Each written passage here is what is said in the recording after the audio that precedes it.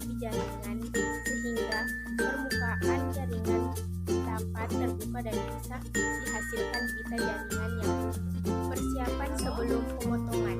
Sebelum memulai proses pemotongan perlu diperhatikan beberapa hal sebagai berikut. Pertama, pastikan fiksasi dilakukan dengan tepat. Yang kedua, pastikan proses jaringan dilakukan dengan tepat. Yang ketiga, letakkan mikroton dan watermark pada posisi yang sesuai. Empat, pergunakan fitur pengaman dengan benar. Yang kelima, atur sudut pemotongan pisau. Yang keenam, maksimalkan usia pemakaian pisau. Yang ketujuh, tempatkan kaset jaringan pada posisi yang tepat. Langkah pemotongan. Pertama, pasang dan jepit kaset jaringan. Pastikan roda pemutar dalam keadaan terkunci. Yang kedua, pasang dan atur sudut-sudut kemiringan pisau, lalu kencangkan. Yang ketiga, potong kasar.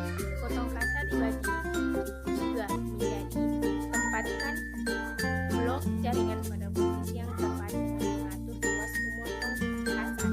Yang kedua, buka pengunci tuas pemutar. Yang ketiga, gerakan roda pemutar secara perlahan sampai blok jaringan sedikit mengenai permukaan pisau.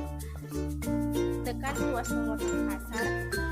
Mulai proses pemotongan dengan memutar roda pemutar searah jarum jam. Hentikan proses pemotongan ketika permukaan jaringan sudah terbuka. Lepaskan tuas pemotong kasar. Fiksasi. Fiksasi dapat mengubah komposisi kimia dan fisik asli dari jaringan. Selain dapat mengubah sifat kimia, fiksasi dapat juga menyebabkan perubahan fisik komponen seluler dan ekstraseluler. Tujuan umum fiksasi adalah menjaga komponen sel dan jaringan seperti ketika sel itu dalam kondisi hidup. Dalam proses fiksasi pembuatan sediaan, tentu ada perubahan substansial pada komposisi dan tampilan komponen sel dan jaringan. Prinsip-prinsip fiksasi. Prinsip fiksasi ada dua, yaitu koagulasi dan presipitasi. Koagulasi adalah proses penggumpalan partikel koloid di dalam sel karena adanya penambahan bahan kimia atau pemberian perlakuan fisik sehingga partikel-partikel tersebut bersifat netral dan membentuk endapan. Sedangkan presipitasi adalah pengendapan yang terjadi akibat koagulasi yang terjadi sebelumnya. Presipitasi yang diharapkan ketika proses fiksasi adalah previtasi protein. Selanjutnya, faktor-faktor yang mempengaruhi fiksasi yaitu suhu atau temperatur, penetrasi larutan atau waktu penetrasi atau tingkat penetrasi, dimensi spesimen, rasio volume terhadap spesimen, dan tingkat keasaman atau pH. Selanjutnya, pematangan jaringan. Pematangan jaringan adalah proses pengeluaran air dan larutan fiksatif yang ada di dalam jaringan, kemudian digantikan dengan media yang membuat jaringan menjadi kaku sehingga bisa dilakukan pemotongan terhadap jaringan dengan ketebalan yang sangat tipis.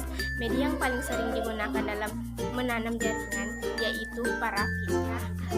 Faktor-faktor yang mempengaruhi tingkat pematangan jaringan yaitu agitasi, viskositas, suhu, vakum, jenis jaringan, dan ukuran jaringan. Langkah-langkah pemotongan jaringan ada tiga, yaitu dehidrasi, pembeningan, dan infiltrasi.